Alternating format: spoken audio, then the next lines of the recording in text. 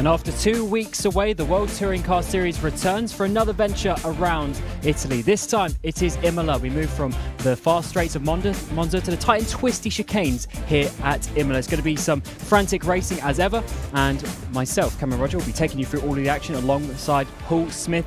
It is me this week. Of course, Connery Maddock stepping in the last couple of weeks. He's in the production behind the scenes today. And Paul, it's certainly been an awesome championship. The first 3 rounds are underway. We've had a week break, but we're now back to get through this middle part of the season.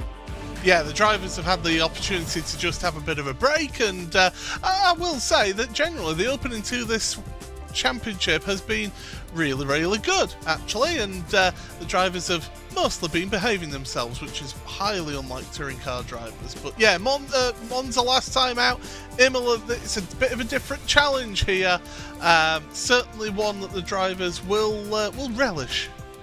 Yeah, and I wonder how these sort of week breaks are going to work throughout the season. We sort of have these 3 blocks of 4 with the weeks in between. It certainly adds a little bit of extra practice time. The back-to-back weeks always a little bit harder. And we have these sort of sets of races this season. We have a couple of races in Spain to start before moving to the 2 races in Italy. And then we have a huge stretch through America before we finish off with the British, the classic 3 British circuits, that is, of Brands Hatch, Donington and Silverstone, to finish the season in October the 26th. And of course, Paul, 3 races of action coming your way, and after the first 3 rounds of the season, and let's have a look at the standings to see who is leading the way. And of course, it is Ross McFarlane. He's had a storming start, winning a couple of races last time out of Monza as well, and now leading by some 23 points. That's quite a margin.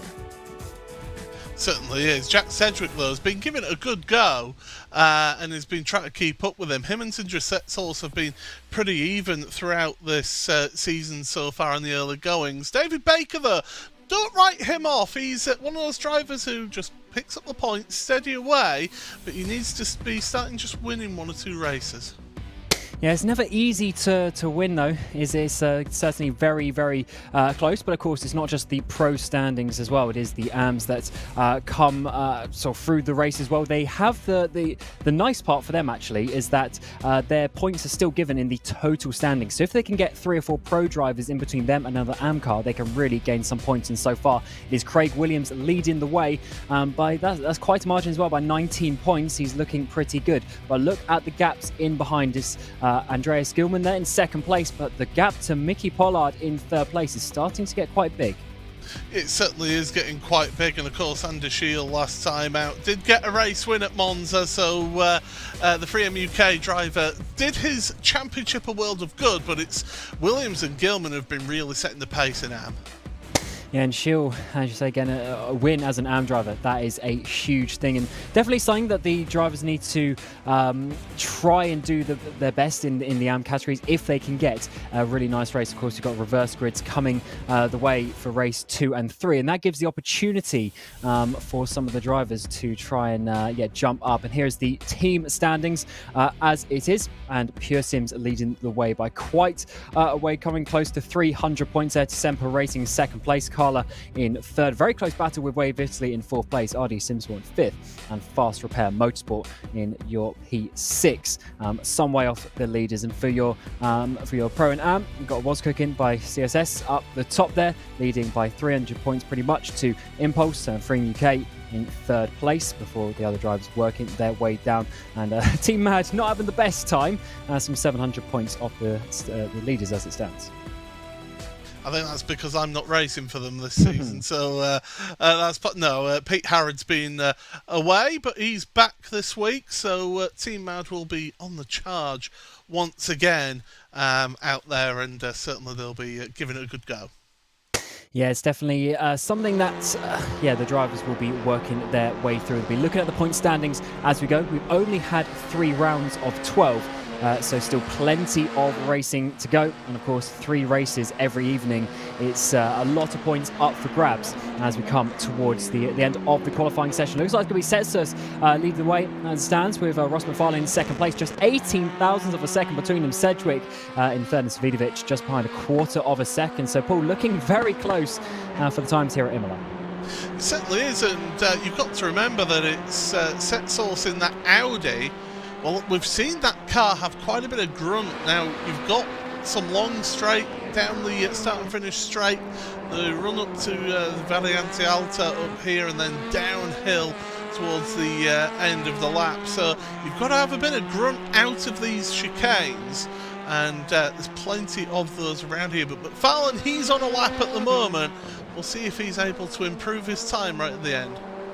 Yeah, a couple of corners to go. Of course, a very important one here of that's a double apex sort of sequence of events before working your way out towards the start-finish rate. It's a long one as well, trying to keep as tight as you can to try and avoid, of course, any sort of drag on the wheels of the car. As come towards the line, it is a 0.338, and that is always so close. He improves by 12 thousandths of a second, but still loses out by 6 thousandths of a second. And Sessos will be sweating just a little bit, but he will be holding on to that. Savidovic towards the line as well, and that's going to be slightly slower for him, not improving on that final lap. But both of those drivers very close, pretty consistent lap times there, just a few thousandths apart between their laps. Yeah, and it goes to show the level of competition here. 1st to 19th covered by 1 second. So it just goes to show that it's quite a tight grid here in this championship, and it's going to make for some really thrilling racing, especially that run down towards Tamburello for the first time. It's going to be a real challenge for those drivers. It is a long run down to that first chicane.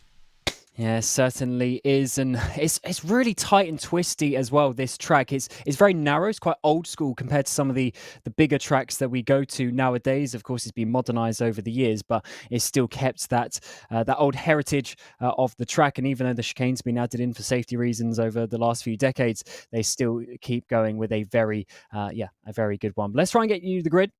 For today's, or to go to the grid in a second, for today's action, to show you all of the drivers up and down. And one thing that we're actually seeing, Paul, just in the standings quickly, is there seems to be a bit of a jump, a block of the Pro and the AM drivers in the standings.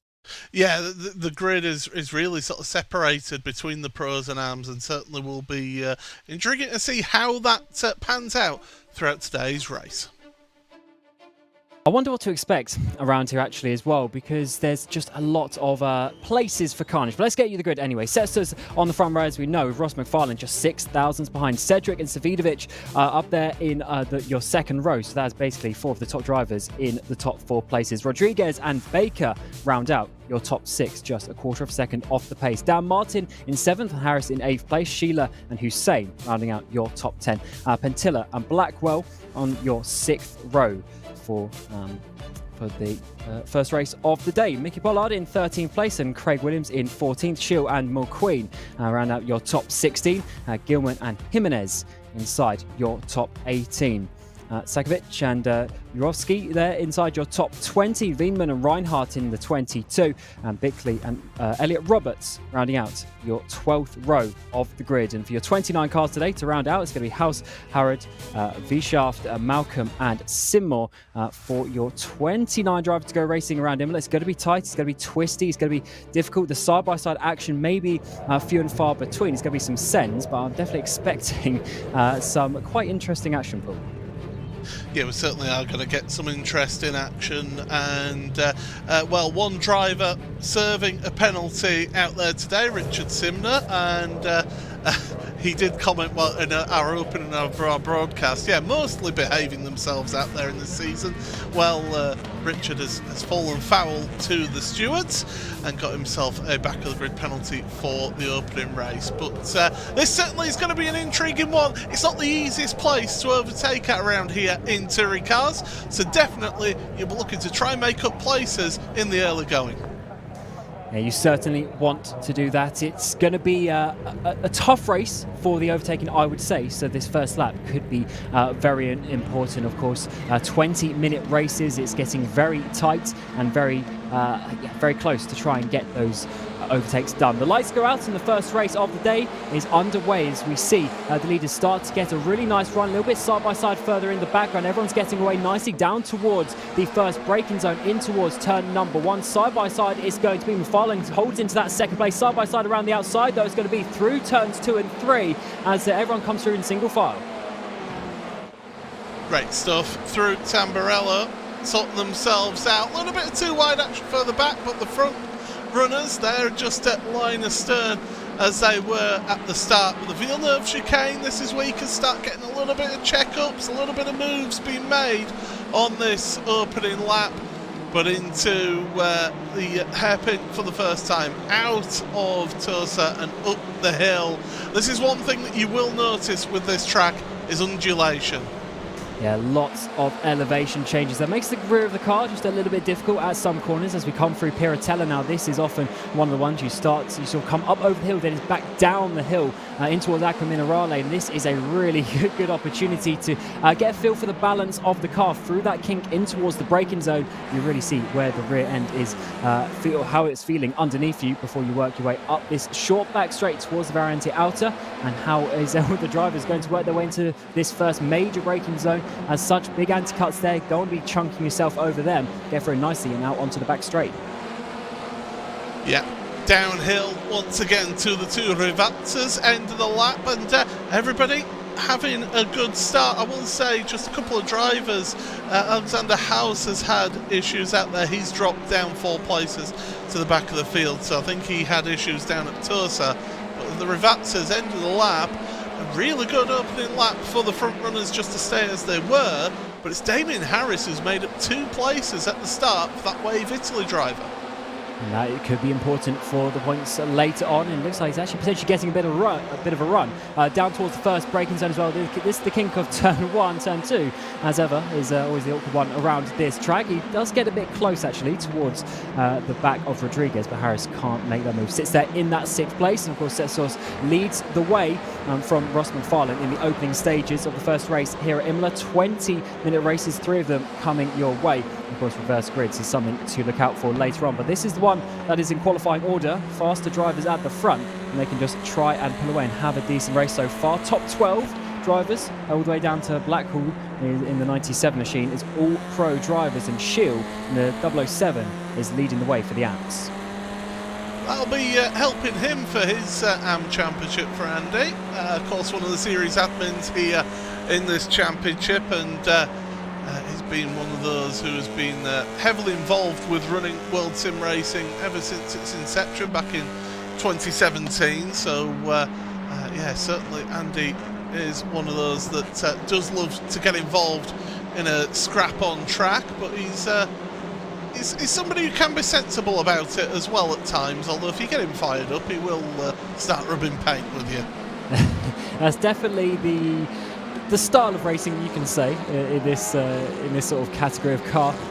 But so far, we haven't actually seen too much door panel bashing, which is what we actually like to see. But of course, that's because everyone's sort of worked their way into this single file train. The slipstream is, of course, quite powerful down that start-finish straight. But when you get into the tight and twisty sector 1 and 2 around this lap, it is a little bit harder to go side by side. So it might be a bit of the long game coming the way for these drivers over the course of the race. Not so necessarily for Ross McFarlane though. He's getting close. He's trying to work his way up towards the front, or is he just trying to do a bit of a bump draft on Setsos? No, he is. He's going to go to the outside around. That is going to have to be for turn number 2. Can he brake late enough to take the race lead? He's won the first races so far this season. Around the outside is going to be in towards the braking zone. Setsos leaves him the space. Coming through turn 3. Ross McFarlane now all the way around the outside of turn 4. Cedric starts to coming in almost 3 wide on the exit and continues up towards the Villeneuve chicane. And it looks like Setsos is trying to defend so hard. Ross McFarlane continues his attack as they continue to go side by side. This is brilliant stuff between the two, and now Cedric is going to put his nose into the hole there that McFarlane's left. That can leave McFarlane a little bit open there, but that run around the outside into the first chicane, it is a legitimate strategy around here. You can do it. You can try and go all the way around the outside here into Piratella, and that's what McFarlane's been forced to do with Cedric. A little bit of a rub between them. And here comes Davidovic down the hill in towards Acqua Minerale. It's McFarlane going to have to back out of this one. He brakes later, goes up the inside and keeps hold of that 3rd place, but he almost lost out to 4th there. Cedric very opportunistic to get through and taking the opportune moments that come your way, which is what you have to do in touring car style racing. Rodriguez held on from Harris in the background as they continued their battle. This is a little bit more of what we were expecting to see, and let's see if we get round 2 when we get to turn 1 once again. But look at that though. McFarlane, he started that at the start of the lap in 2nd place. He went for the lead and it's ended up costing him a place. So this is where I said at the start of the show, overtaking can be difficult around here. There are opportunities, but you've got to work them and make that slipstream work down this start and finish straight. It's not very straight down here, but Sedgwick, interesting that Sedgwick has pulled over to the side there and McFarlane's just gone by. Yeah, I wonder if that is Cedric just trying to play a bit of the game. Oh, no, yeah, I think you're right there. Savidovic around the outside in towards the braking zone for turn 2. Can Cedric just about hold on in the 10 machine? Yes, he can. But that was certainly an interesting moment for him, pushing the limits a little bit too hard. McFarlane is gifted a space and about half a second of time gap as well as they start to queue up behind Savidovic there in the lower parts of this top 10. As of course, it's just going to continue, the tension is going to continue rising throughout this race. When the opportunities start getting few and far between towards the end of the race, you might start seeing some more desperate lunges. But Cedric there, he worked hard to get that second place, but he just gave it back up. Yeah, and that could have been all the way up at the Variante Alta, or it's even called Grassini now, is that chicane. And it's so easy to pick up a slowdown penalty at that chicane. The last time that I raced here in a touring car, I think I ended up with about 3 slowdown penalties in the race, all from that chicane, so it can happen. Jaworski, by the way, has got a black flag right now, so he's on pit road serving his penalty. Elliot Roberts and Richard Simner also on pit road. Oh, that's not the way that they would have wanted to start their evening. Still 2 races to go to get some points later on, but that is, of course, going to be a little bit difficult to come back from. McFarlane from 3rd place, gifted 2nd, and now can he work his way back through to 1st place, where he's been so many times this season already in the first 9 races so far. He's getting closer once again in towards Ravazza and trying to get, this is really the corner, you want to get the line, you want to get the exit out onto his back straight, get a little bit of momentum. Every thousandth of a second counts, and he's right up the rear bumper of Setsos here. I think he's going to struggle to defend from this one, and as you say, Paul, it's not really much of a straight, he's got a couple of kinks in it. Certainly is. You want to get your wheels hooked over the inside curb on the second Ravazza to help the car get dragged around, to then carry the speed out of the corner, down that start and finish section to the end of the lap. So definitely it's one tactic that you need to have in your book there, in your playbook. And as these drivers go on, I can tell you that the front tyres are going to be screaming at these drivers by the end of this race, even in a 20-minute race, because 43 degrees track temperature, they'll be feeling that coming into the last 5 minutes. Oh, they certainly will, and this track is all about the corners, really. It's just get in and get out of all the chicanes. It's certainly a sort of a unique style track in that regard compared to some of the other ones that we've been to. Definitely it's a bit more stop-starty rather than flow. This is really one of the faster flowing corners of the track. The only one really at Piratella, the left-hander, but now, as we say, back downhill towards Agua Minerale. And I think what McFarlane was doing there was just trying to bum draft a little bit, try to get a gap from Sedgwick and try and make it a 2-horse race at the front. Got to remember as well that Jack Sedgwick, they are in different teams. Are Sedgwick and Setsos. Setsos in the was cooking by CSS, whereas Jack Sedgwick is in the Craig Setup Shop team. Same awning, but different teams. And McFarlane's trying to get that gap, that separation between himself and Sedgwick. 1, so he doesn't have to worry about Sedgwick putting a move, but 2, so that Setsos can't really get his compatriot to help him out in these battles. You wonder if Setsos might just slow down the tiniest bit though, but it's always so difficult to do because Mafala will be coming up. It's right on the limit between these two drivers as we come across the line. Just shy of 10 minutes to go in this race, about halfway done for the first race of the evening. Mafalin is still there in that second place. Setsos leads the way. Cedric Savidovic in your top 4. Rodriguez and Harris haven't swapped around. They've stayed in their same places to round out your top 6. Baker, Martin, Hussein and Sheila continue your top 10 for this first race at Imola. Good to see Stefan up there in 10th place. He's not had the easiest of starts to the championship, so solid place for the team Hurstenveld driver. Andy Shields still leading the AMS as well, ahead of Craig Williams and Andres Gilman. So the top 3 in that championship are all together on track as well. And it's the top 12, you want to be in those top 12 places really to guarantee yourself some form of a reverse grid. After that, you're then at the hands or the click of a mouse from Conor Maddock here in the production. So yeah, you've got to try and get in that top 12 to guarantee yourself a reverse grid. Yeah, that's the kind of important one, I guess, actually today, as you're saying, for the AM drivers, because it seems to be the top 12 are all pro drivers. So if the AMs can sneak their way in there and flip themselves massively far away from their other AM rivals, then that could be huge points gain for them. As once again, coming back downhill, McFarlane is so close. I think he is the slightly faster driver than Setsor's own race conditions. He seems to be holding it up onto that rear bumper, but just not getting through as it stands. I do wonder if that has been a tactics or if that's just the fact that they are right on the limit between each other. I think they're just on the limit here right now. I mean, I'm looking at Setsor's times. Let's have a look as they go across the line then with 8.5 minutes. Setsor's 54.5. 5.9 should I say.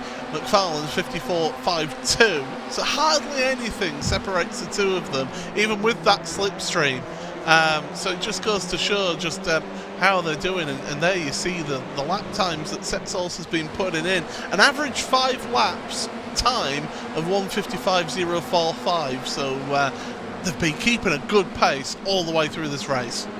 Yeah, especially those last 3 laps, just a couple of tenths separating the fastest and the slowest. So very consistent paces, all off in the background there. Some of the cars, that might be Hussein a little bit further back, couldn't quite see, but one of the cars are going a bit too fast through Villeneuve. It's certainly a tricky one because the fast, sort of the left-handed entry of that is not really a braking zone as such. You sort of brake through the corner, so you can really take some speed, and then if you can't get the car slowed down while braking and turning at the same time, then you just fly off the track through the second apex of the right-hander. Certainly a difficult one to do so, and of course getting the off tracks as well will be quite a big factor at corners like that.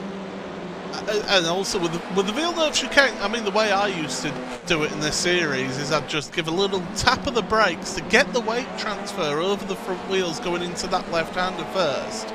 Just a little tap, and then you're keeping that car over to the left-hand side to open up the right portion of it. You're braking more in a straight line to then get the car swung through the right portion of the Villeneuve chicane. McFarlane just showing his nose. He's just trying to get into the mirrors of Setsos here, but Setsos is a very experienced driver and somebody who knows what it takes to win at the top level. And he's wanting to break the stranglehold that Ross McFarlane has over race ones and victories.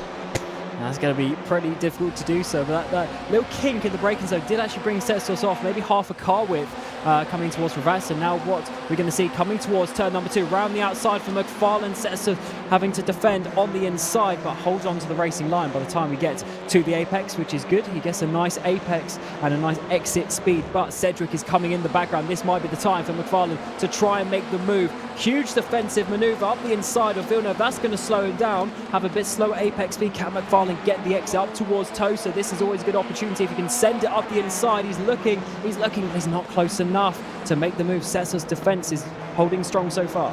Just look at how close this field is at the front here. I mean, the front 6 drivers are covered by a second and a half. This is ridiculous just how close this front 6 is here in this race. And well, we've got 5.5 minutes left of this. We've got about 3.5 laps to go. So, well, get your beverage of choice at home, because this should be an absolute cracking end. I can't wait to see how this race is going to continue. Look at that shot of that massive train going down to Harris in 6th place. McFarlane goes to the inside, trying to get in the mirrors once again. Setsos doesn't choose to defend, as this is not really an overtaking chicane, but it is an important one to get the run out onto the back straight. We know McFarlane's good in the braking zone down here at Ravassa. Can he find a way past? He's been doing so for 15 minutes now. He finally needs to find a way to try and get this race victory in towards the braking zone. They all stay on the racing line this time around. as they continue. And I wonder with how close this is staying, is this Cesar's going a bit slower? Does he have the race pace? Is he starting to hurt those tyres in the final few laps of the race? Well, the Audi, I did say, has got that grunt, but it's not the best through the corners, so it could be eating up its tyres a little bit more than that Hyundai Veloster that's right behind him. The Honda Civic as well will be a good shout at potentially getting a good result from Wojciech Savinovic, so keep an eye on him as well. But McFarlane is putting all sorts of pressure on. Look at them launching over the curbs there. They are absolutely on the limit of these cars right now. This is fantastic stuff. And Savinovic is right in behind as well. They started to get a little bit of a gap to Rodriguez by a couple of car lengths, but I'm sure that is going to come down through this middle part of the lap. McFarlane, they're really heating those rear brakes. That was an awesome shot to see coming through Villeneuve and now in towards Tosa. Oh, maybe a bit of contact on the back of the Audi there as he's really starting to get close. Just a couple of laps to go in the race where he needs to try and find a way past. But Cesar is holding on so well. He obviously benefited from that pole position, was able to hold on in the early stages. Cedric got up into that second place and unfortunately dropped back down with a slowdown penalty, and has stayed status quo since then. But the tension is rising in this race as they get close to coming up the hill once more. Great stuff. It is an overtaking opportunity up here at the top of the hill, but it's not the best one. And although McFarlane's having a look again in the mirrors, and over the curbs they launch, but yeah, time is starting to run out for Ross here. They're going to have 2 laps at the line.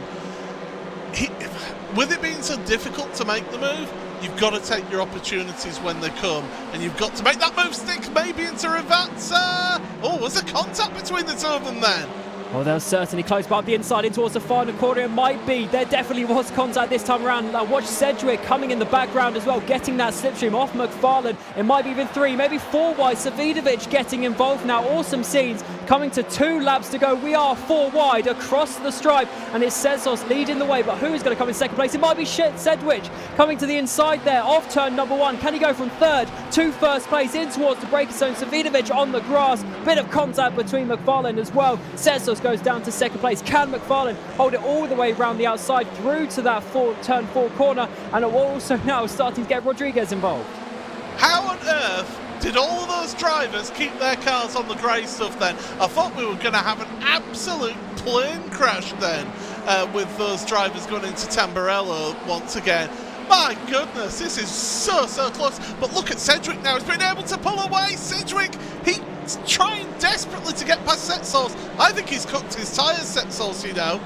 I think so as well. Look at the train of cars in behind as well. Cedric, he's absolutely gone. He should be winning this race if he can hold on. As we're getting Harris trying to go round the outside in towards Piratelli. He's going to have to back out of that one with Rodriguez. But still, after all this, McFarlane is still behind. Setsos, absolutely crazy to see that. But Cedric has held on to his tyres to the best, and once again, he's very opportunistic, and twice now he's made moves on McFarlane due to that fact. Coming up to now towards final 90 seconds of this race, and now all of the dives are coming in towards these corners, in towards Variante Alta. Who is going to be up the inside there? No, it is going to be Rodriguez in the background holding on to that one. But look at the train, the whole of the top 10 slipstreaming each other onto the final lap. Oh, Rodriguez made a real hash of the chicane there, and Damien Harris is coming through. Your biggest mover, joint biggest mover in the field, up 4 places from where he started in 8th, so up to 4th place for the Wave Italy driver in his Audi. But my goodness, this has been sensational stuff. Yeah, I know you've had to wait at home, folks, but it's been a slow burner, but my goodness, this has been good. Now remember, one thing to remember, the finish line is where they've just gone through that kink now. This is the start line. If they've got to get the move done by that finish line. And there's still a bit of slipstream coming the way. And actually, Rodriguez, is he going back another place a little bit further down? Savinovic, he's dropped back in all of these battles, but I think he's trying to get back and do that place up there at the inside. But no, it's not going to be. So it's going to be Harrison 4th, Rodriguez in 5th, and Savinovic down to 6th place. After all that carnage, the top 3 is starting to get away. Actually, though, Savinovic gets the run out of turn 4, round the outside, in towards Villeneuve, up the inside. Awesome move this could be. Bit of contact maybe on the exit. The 35 holds on. Round the outside, though, is going to be for Tosa now, as in the background the dives continue to come around. Savinovic on the outside of Tosa. Can he hold it all the way around the outside? It's been a few corners in the making, but maybe it's not done up towards Piratelli either. Wojciech just showing his authority and just the old timer is saying, sunshine, not on my watch. He comes back up to 5th place. David Baker, I said he has a he just quietly goes about his business. He's in 7th place.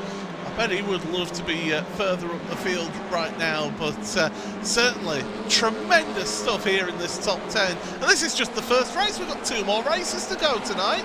Yeah, this has been an awesome race. The drivers sat there for a few laps and now they're trying to get their moves. But one person who hasn't been able to make a move this race is McFarlane, still behind Setsos. He's just got one final braking zone on this lap. Just 2 corners to go at Imola to see who is going to get that 2nd place. I think he's too far behind though. That would have to be an absolutely ridiculous lunge down the inside. But as he come around the final couple of corners at Ravazza, Rodriguez in the background gets up the inside. Savidovic is gone. Martin Hussein come past. He's having all sorts of issues, but coming to the line is Jack Sedgwick. He sat there in 3rd place for so long and then took the race lead when he needed to do so. He takes the first race here at Imola, race 10 of the season. Setsos and McFarlane round out your podium with Harris and Rodriguez there. Savidovic to the line. He jumps up, but actually no, it goes back down, so he stays in that 9th place. Issues there for him at the final corner. Yeah, I'd love to get a look at that one at the end, but my goodness, that was sensational stuff. A little tip of the hat from me here for that opening race. That was fantastic stuff. Andy Shield, by the way, your top am here in this opening race of the night ahead of Williams and Gilman. Gilman actually got a slow down penalty on that last lap. Not that we saw that because of what was happening here.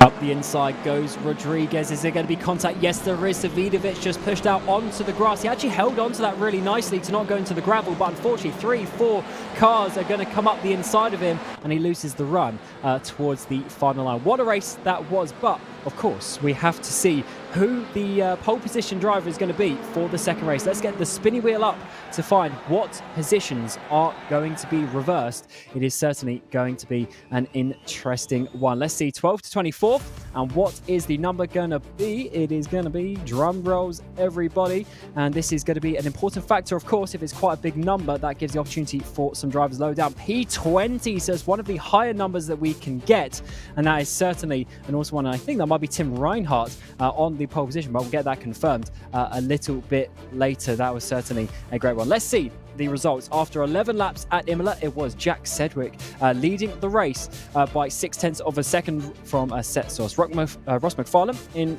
3rd place rounds out your podium. Harris and Rodriguez had an awesome battle, but Harris managed to hold on to that. Baker getting himself up into the top 6. Dan Martin and Hussein inside your top 8. Savidovic dropping down at the end, with Sheila rounding out your top 10 for Team Huizingveld. Jack Blackhall managed to get himself up into P11 after being P12 for a long time that race. Pentilla is your P12 driver. Your victor for the AMS was Andy Shield, before we get Craig Williams, Gilman and Mulqueen, your top 4 in that AM category. Jimenez is in 17th place with Pollard, Sakovic and Reinhardt, who will be your pole position driver for race number 2. As we go to the final page, we see Veman, Harrod, Bickley, Weishaft, Malcolm House, Yavoski, and some of the drivers who were a lap down, with Sinmore and Roberts there rounding out your 29 drivers. Damien Harris getting the fastest lap on lap number 7 with a 54.3.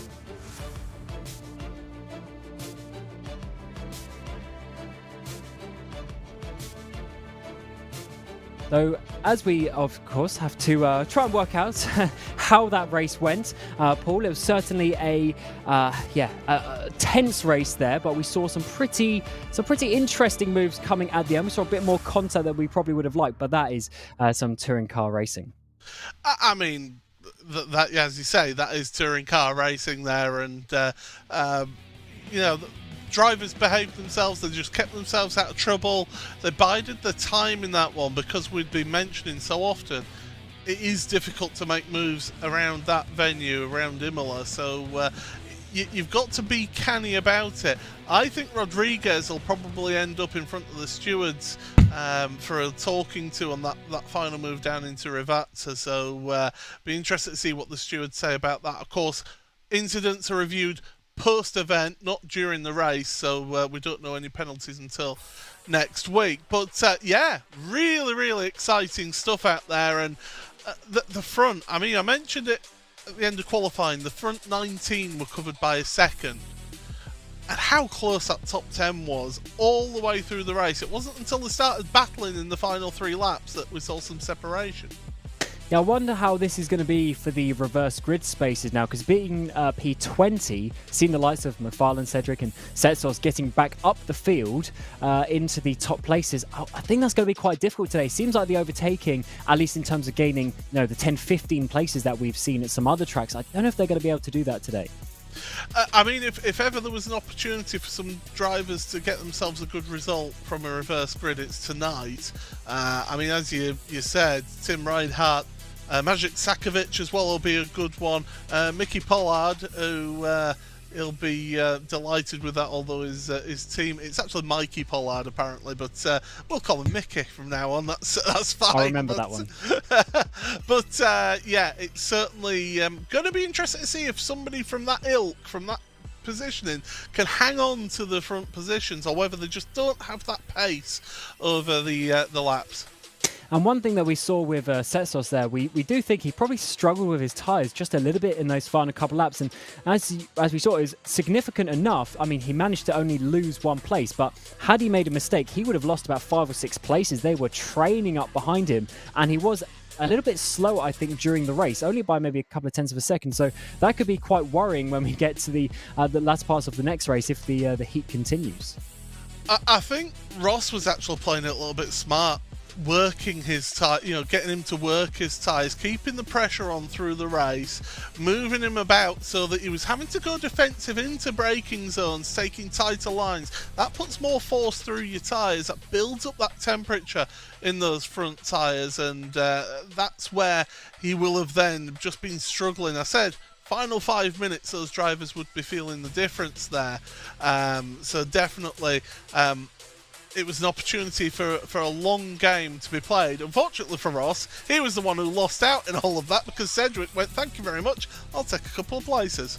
Yeah, the first race of of the season where he hasn't won. He's been looking good in the first races when it's on the qualifying order, but it didn't quite work out today. And yeah, Cedric had an awesome race there. He managed to get up into second place when McFarlane went for that move after sort of 5 minutes into the race. McFarlane is like, that's the time for the front, put the pressure on Setsos, but it's actually Cedric who got through. Unfortunately, he threw away with the slowdown. But I wonder just how that battle would have been different, because as you say, they're not Setsos and a Cedric, they're not direct teammates as such, but I wonder if the battle would have been a bit different. Maybe they could have blocked out McFarlane and sort of controlled the race slightly differently. If is the biggest word in motorsport. It really is, and certainly it is a tremendous opportunity. And yeah, what could have happened, we don't know, but that's the beauty of motorsport. It's we get to Monday night quarterback it. Yeah, and also Savidovic there. He was having a pretty strong race, but unfortunately he was never really able to challenge the podium places. Of course, dropped down to that 6th place, got it back up into 5th, but then have an issue with Rodriguez there. I think that's just going to show you how some of these drivers might struggle to come back through the field in this reverse grid. But then, of course, we then have the reverse again for the 3rd race. So if they don't make up positions, they might have the opportunity to then jump back up again for the 3rd place. But I just wonder, Paul, we have sort of discussed this before, but is there any sort of tactics that some of the drivers might do in terms of the position that they finish, or are they just trying to get as high up in every single race? You just try and get the best result you can. At the end of the day, in a series like this, you need to take the points whenever you can and get the best result you can. So yeah, you've got to push and you've got to try and get it. Yeah, certainly some close racing that we've seen so far at Imola. It seems like all the action is happening in sort of the latter parts of the lap as such. We've got to keep those tyres going. You've got to keep those lap times up over the course of the 20-minute race. And now this is not the time to throw it away either, because you don't want to be dropping out of the reverse grid races at all, especially for the likes of McFarlane. When he's batting, obviously leading the championship as it stands. He doesn't want to get caught up in any sort of random battles a bit sort of lower down in the midfield, because then that could quite easily cost him a championship run a bit later this season. Yeah, you never know. It could be one of those opportunities to get yourselves good points going into the second half of the championship. But well, the drivers are getting set, and I know we've got to get set here as well.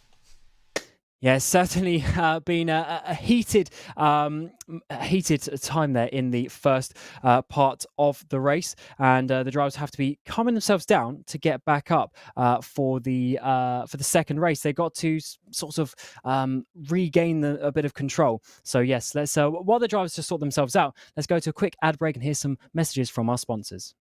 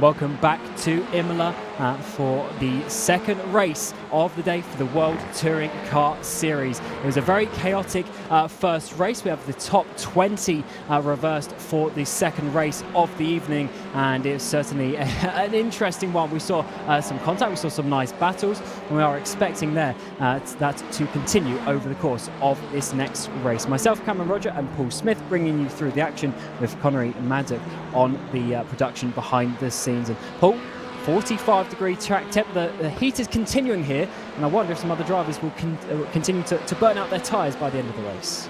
That could well be a possibility, but the drivers will be thankful a little bit because it's only 2 degrees Celsius, so it'll be very similar conditions to race number 1, so at least they know a bit of consistency as to, all right, the car felt that way in race 1. I can just adapt things, and I think we saw that in race number 1. Drivers just being a little bit patient, waiting, saving their tyres in the early stages before then pushing on towards the end of the race.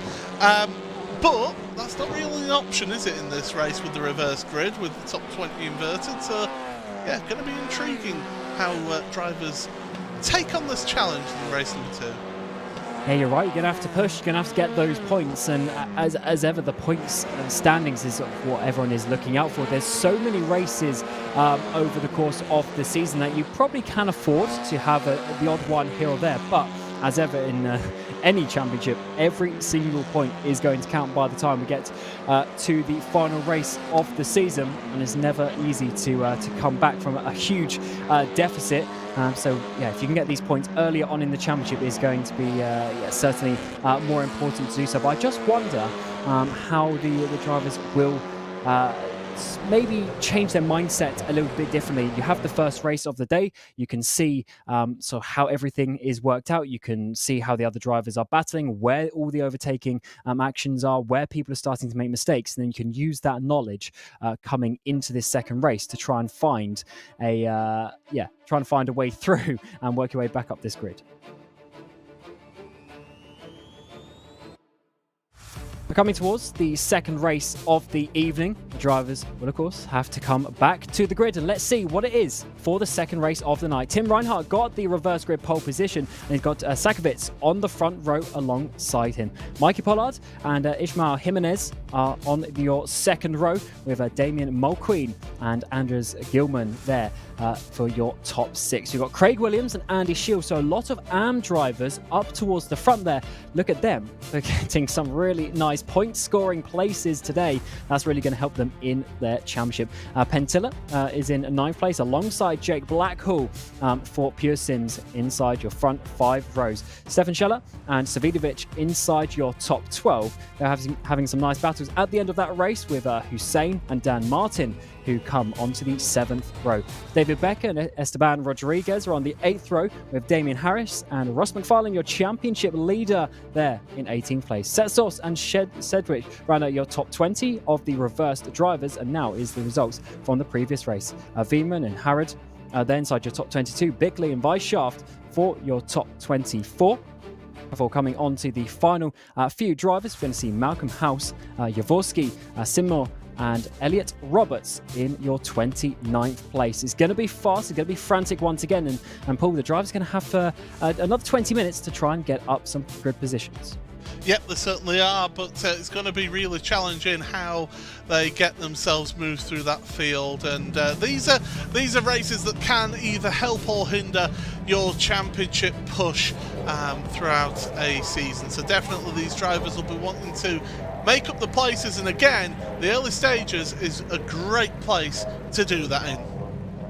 And now this is the moment for some of the drivers, maybe a bit lower down, maybe a bit slower in pace. This is their opportunity to get a good race result. Got Reinhardt on the front row, Sakovic alongside, who is going to get the run down towards the first braking zone at turn number 2. Look out for Pollard and Jimenez from the second row to get a jump, and unfortunately there, Sakovic doesn't get the run. It's going to be Pollard coming through to second place already after the first couple of 100 meters of the race, and already Pollard actually potentially coming for Reinhardt round the outside is going to be for the race lead in towards the first braking zone. Reinhardt's going to hold it though on the inside there, as we're going to see Sakovic hold on to that third place. They seem pretty single file for the front 4, but side by side in the background got Mulqueen and Gilman going side by side. Yeah, Gilman will be wanting to move forward. That's a car. That's Naveed Hussein into the wall. We've got cars piling in there. The track does stay clear though, so we do stay green flag racing, but Naveed Hussein, Tony Weisshaft involved in that one as well. That was a huge impact with the wall. Yeah, it must have been just turned around, coming through turn number 4 there. That would have been a massive hard hit into the wall. So easy to do so in these front-wheel drive cars. If there's contact on the rear end, I'm sure that probably is what happened. But of course, the battles continue further down the order. This is Gilman up the inside there for Impulse, making that move up the inside of Piratella, trying to defend. Of course, it's so difficult at these early stages of the race. Everyone's so close together. Again, cars trying to go side by side into Ozaka Minerale. Don't always see that, but they somehow get in towards a single file formation. But the battles will continue down towards Variante Alta. And don't forget as well, the rear tyres do take longer to warm up than the fronts here. And yes, the track is quite warm, but still, Scheller off the track there at the chicane. We'll have a monster of a slowdown penalty there in all of that. So having to just bide their time, be patient to serve that that slowdown penalty. But definitely there's some moves being made throughout this field as Damien Harris trying to make the move now. Well, that was a huge send up the inside of Ravassa. Couldn't quite make that one work, but certainly for Scheller, that was a huge time loss. So many places, and that's the struggle on that first lap. If you start losing, everyone is so close together, you just get absolutely swamped. Side by side on the front straight there, McFarlane goes past Dan Martin, also side by side for the race lead. This time around, can Reinhardt hold on? He did on that first lap. Pollard on the outside is going to have to come back into second place. The AM driver going for the race victory. Sakovic in behind as the battles continue lower down, and that is that's so tight coming through turns 3 quickly, and for Setsos manages to find his way through, but that is dropping quite a way down there, unfortunately for Dan Martin. Yeah, Martin really getting caught out, hung out to dry here, and he's got to be careful, get himself back into line and then just focus up. Just, yeah, it's frustrating to lose those places, but don't let it get to your head. As well dive further back there for some moves, but let's look. We don't go to a replay, we'll keep it live.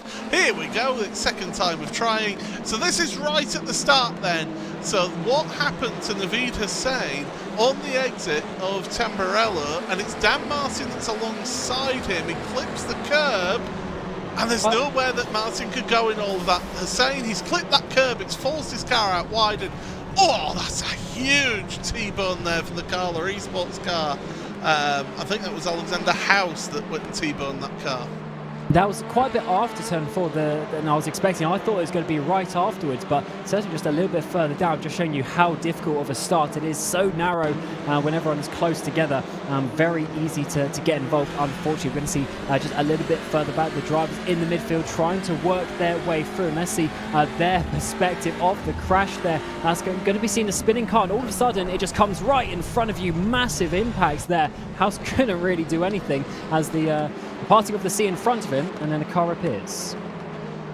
Yeah, you've just got to, if you see, that's why you've got to be looking sort of ahead, really. Even though you are racing the cars around you, you want to be looking ahead on lap 1 for any incidents. So you've got to be aware of what's going on. Reinhardt's still holding on to that lead, the pro driver, but Pollard and Sakovic are putting the pressure on along with Jimenez. Now, one thing of note for this round and for the rest of the season, that Elantra, that leading car, there's not that many of them out there that has had a reduction in its weight penalty, its balance performance adjustment for this season. It did have 8 kilos of weight penalty, it's now down to 4 kilos, so it'll feel a little bit better in the braking zones and through the corners.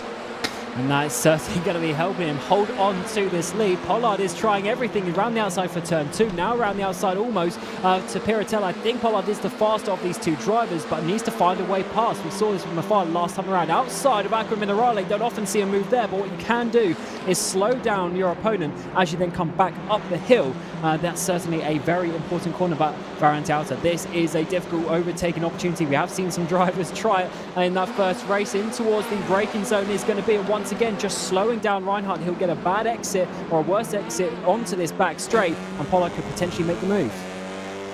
I just didn't quite. I think he was a little bit too close, was Pollard, on corner exit, and couldn't get the run that he would have wanted to, and he will have just had to slightly back out of it. That allows Reinhardt to just pull forward a car's length or two. Gone into Rivazza once again, but this is so close. Pentila's dropping down the order, so something's happened to the RD Simsport driver. He's lost a couple of places, but Fallon, Sedgwick and Baker all making the way past. Yeah, he seems to be okay, so I wonder if that was a similar situation to Savidovic at the end of the last race, where he just went a bit wide in between the two Rivazza apexes. It's very easy to do so. He's a little bit in the background there. Savidovic actually making a move past Shield for 8th place, but also Mulqueen and Craig Williams in behind, having a bit of a battle. Of course, these AM drivers trying to get some really nice points for their own championship. And as I mentioned before, their points are given in the same manner as with the pros. So if they can get pro drivers in between them, they gain basically 3 points on their opponents. These are some great races. Up towards Tosa, though, we're still seeing them going side by side as he's trying to. It's now Gilman now trying to get up the inside of Tosa. Side by side on the exit, there are going to be Savidovic is coming into the background of Shot as well, into this battle, trying to get himself up. He's 3rd place pro driver, so this will be some good places for him in his championship too. Yeah, he's up 4 places in this race, is Wojciech, but the problem for him is Jack Sedgwick is up 9 places, just 3 spots behind him. So Sedgwick is dragging McFarlane along with him as well. So those 3 are moving the way through the field here a lot better. Reinhardt again just taking that defensive line going into the chicane as everybody sort themselves out into single file. Launch yourself over the chicane. I can tell you Pentila has got a slow down penalty, so more heartache for the young Finn. That is not the way we would have wanted the last lap to go, losing multiple places, multiple times, as all the drivers getting so close once again in towards this final braking zone. Because what we often see with these reverse grid races as well is because the faster drivers go into the mid-pack, they are pushing forward, so that often keeps the train really close together with the slightly slower drivers up in front of them. Reinhardt leading the way as we come across the stripe for 12 minutes to go in this race. Harris gets past Pentilla. Actually, Pentilla's coming into the pit lane. That is why he is dropping down the way. Any moves being made in towards turn 2 this time around. Reinhardt massive defends for the lead. Pollard to the outside once again. Reinhardt able to hold on this time around, so definitely looking good in his defence at the front. Pentilla wasn't able to serve that slow down penalty in time, so that's why he's got himself a stop and hold penalty in that one. But Reinhardt is under all manner of pressure from those drivers behind, and it's two Hondas. In fact, it's three Hondas and then a Hyundai in line, although Williams, Craig's trying to get a move back on Damon Mulqueen here, and he could get it done. Yeah, he's got the run up towards Piratelli. It's actually quite a long straight, slight kick to the outside. That is going to lose him about half a metre or so, and he has to drop back in behind there from Mulqueen. McFarlane gets himself up inside the top 10. Blackhall drops down. Actually, no, they reverse positions, but all the places are up for grabs here in towards Aqua Minerale. Mulqueen contact. There is Jimenez and Craig Williams go off through there. Mulqueen goes off. Contact further back as well as drivers all dropping down. That's Andy Shield. He was having a really good race so far, and unfortunately, he'll be dropping down the way, probably outside the top 20. Don't hit. One of the rules of the championship is don't hit the series admin, and that's exactly what has happened there. Andy Shield all the way down the order, down to 23rd after all of that shenanigans at Aqua Minerale. It was Jimenez who made a mistake that really stacked up Williams, Gilman and Mulqueen that sort themselves out there at that point. But it's Reinhardt's pulled out a little bit of a gap. Here we go, here's the replay, and this is what happened to Shield down to Aqua Minerale, holds that inside line. It's Savinovic. Oh, he's come across slightly as Shield, I feel there. He's not held his line, giving that space. And again, it's a case of where do you want that car on the outside to go? Yeah, I agree with that. There might be a case of you're looking to the right at the apex and you don't quite notice the line of your car coming over to the left so much. And yeah, I definitely think I agree with you there, Paul. He did that to himself, and unfortunately has dropped all the way down to P23 as it stands. But he is in a bit of a battle there, so maybe some points are up for grabs a bit later on in this race. We're inside the final 10 minutes already, so second half of the second race of the night here at Imola. Williams up the inside there in towards Tosa. Can he make that stick on Jimenez? Side by side they go on the exit, and he has made that stick, so fair play to that. A hard, aggressive move, and Jimenez drops out of the top 4. Williams slowly making some places up this grid. Craig isn't shy to make a move like that. He will get his elbows out and stick his car into a gap and say, right, your move, mate. So yeah, definitely this is certainly going to be a charge from Craig now. He wants to move forward, get himself some more points in the AM Championship. His AM Championship rivals are not in the best places. I say that, the Savinovic is right in front of him, so Savinovic isn't gaining that much space on him. Mikey Pollard, as well. It's in second place, so he's not gaining that many points over him. Mulqueen, though, he seems to be just getting a little bit freight trained here in all of this. Yeah, I wonder maybe damage on the car, something like that slowed him down. But look, all the cars lining up to go through. You've got to keep the momentum going, but it's so difficult to do that when drivers start coming past you. The opportunities open up because it's like a swarm of bees when they start coming past you. Oh, bit of contact on the front straight, 3 wide as you come through the first kink at the DRS line. Awesome scenes here at Imola. Cedric's trying to get up position. He's got Gilman and Jimenez on the outside. Jimenez was up to P4 at one point, dropping down to P8 as it stands. Across the line, they continue 3 wide. Oh, huge contact. That was to be expected as it narrows through the kink of turn 1. Manages it to save it, though, from Gilman. Huge save.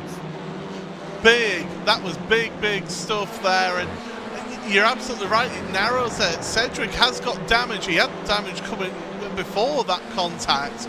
He's got a bit more for that as well, but it's Gilman. Great save. Very well done to hold on to that one as Jimenez now gets forced wide on the exit of Villeneuve. And you just look at the pack of cars that are coming through. Where do you slot yourself into? Well, he slotted himself in front of Jake Blackhall, but he's got the recovering Gilman now alongside him, who he was battling with just a few corners ago. NASCAR-style racing, 4 rows of 2x2. This is great scenes as Jimenez up the inside there of Piratella is going to struggle to hold that on the outside now of Aqua Minerale, side by side in towards the braking zone. Bit of a dive there just up behind him, but he seems to be holding on. He's got Blackhall right behind him. He's got Savinovic as well coming back through the field, and some big names for Jimenez to try and hold on. After all this, Cedric and McFarlane have got themselves up to P5 and P6. Awesome race for them, of course, starting way down in sort of P18, P20 after the reverse grid, but they're getting some great points here if it finishes this way. McFarlane's gained 13, Cedric 14 places, Setsource 12 places. That just goes to show how those drivers have been moving their way through the field, as we're going to try and get a look at what happened with Gilman. Here we go. Up at the front though, because Reinhardt and Pollard are back together. Williams is making a move on Sakovic as well. He's absolutely the man for overtaking today in towards turn number 2, and that's a nice comfortable move as well. Williams is definitely coming for this race lead. He's still got quite a few laps to go. He might be able to do it, although Reinhardt is holding on really well at the front. But the thing for Williams is he has that Audi compared to obviously the Honda trying to chase down Hyundai Elantra at the front as well. So loads of manufacturers up towards the front, and McFarlane is coming into this battle as well just in the background, so he might be able to sneak himself a podium with the way that things are going. The gap now it's got quite big actually, hasn't it, to Cedric in behind. It's opened up by over 2.5 seconds, such as that battling in the lower parts of the top 10. Yeah, that was benefit of that last lap where you had the 3 wide of the contact with Gilman and Jimenez, so that's why you've got that bit of a gap between McFarlane and Cedric. McFarlane won't be complaining about that though. He'll be looking forward and thinking, I've got some big juicy points to gain up here in front of me right now. And Reinhardt again, he's holding that inside line going into the braking zone, but then goes back on to the racing line. It's all about the corner exit out of that chicane. Sakovic didn't get as good a run as McFarlane, but I don't think McFarlane will make a move. Sakovic, I think, was playing it sensible with Cedric as well. There was tyre smoke, there's a Wave Italy car was running wide as well. All sorts of drama happening further down. Yeah, I think that was Damien Harris. He was dropping down. He seemed to have a sort of flip-flop with Mulqueen, and then there might have been contact of Variante Outer, because that is where we saw Harris eventually starting to drop down, so potentially some further contact for those drivers, especially Mulqueen had a big one at Aqua Minerale a few laps ago. Top 5 coming across the line are still in a massive battle. Here comes Ross McFarlane up the inside of turn number 2. Pollard has to defend from Williams as well, but McFarlane, he is doing such a good job this race to give himself a huge advantage, obviously for the points, having to recover them in the reverse grid race. He has got a couple of his championship rivals in Cedric and McFarlane, Sesos not too far behind, but certainly a good result if he can get himself onto the podium. Just one more place it needs to be for that red car of Williams ahead. Yeah, and Craig Williams, we know that he can defend. He can attack as well as he can defend as well. So he's not going to be a walkover. Again, I think Sakovic there is just thinking, get some points, get some decent points, and maybe stick around at the back of this queue and hoover up some positions if there is an instant in front of me. I know that's what I'd be thinking. I won't be fighting too hard because I can see there's a big gap between himself and now Cedric behind. Don't fight too hard. Don't bring those other cars into it. You're in a good spot right now. Yes, certainly working out pretty well, and as you say, don't want to give that away when being in a good place. So it's all about being smart and being strategic in these races. They might only be short 20-minute sprint races, but you have to think of it over the course of the hour of racing every night, and of course the 12 rounds. It's a lot of racing that adds up, and you can really sort of work your way forward if you are smart about it. And coming up towards the line, we've got a couple of laps to go in this race. Reinhardt has been leading from the front, but is that going to last? Pollard is coming through, Williams is coming through, and now McFarlane, the top four, so close across the line. And we're going to have 2 laps to go at the line, so there's time yet for this one to pan out and have some drama in this one. Reinhardt going very defensive, and look at Williams round the outside of Pollard. He's going to have the inside for part 2, and here comes McFarlane. Brilliant stuff. Round the outside of turn 4, he's going to use the slipstream from Williams down towards Villeneuve. Can Pollard hold on? Side by side in towards the braking zone is going to be McFarlane round the outside in towards Villeneuve. That's going to be the inside P3. It is great move from him as Pollard drops down 2 places. And Sakovic just in behind for P5 as well. McFarlane gets himself onto the podium, but Williams now going for the race lead with just 1.5 laps to go. Awesome battles here at Imola. And that all started by Pollard trying to look to make some moves on Reinhardt, and Williams just taking advantage of, well, there's a gap outside, I might as well drive into it, and that's exactly what I did, and it worked. And ever the opportunist, Ross McFarlane says thank you very much. That's 15 places gained for Ross right now. He started in 18th.